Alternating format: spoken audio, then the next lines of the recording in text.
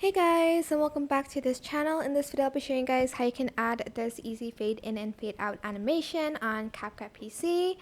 So first you are going to just select your video, and you can to add in the fade in and fade out animation, you're just going to simply go to animation and you're going to go to the in animation and you're going to select the fade in animation, which is right here, and you can adjust the duration of it as well.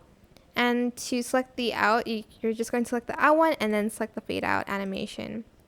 You can do this manually as well, but it does take more time. So add in a keyframe and opacity, make it to 0, and then here put it to 100 so it fades in. And then here as well, add a keyframe at the beginning, add 100, and then 0 at the end to fade out. Those are the ways to fade in and fade out your videos on CapCut PC. I hope this tutorial is helpful for you guys. Don't forget to like, comment, share. Also subscribe to this channel if you haven't done that already.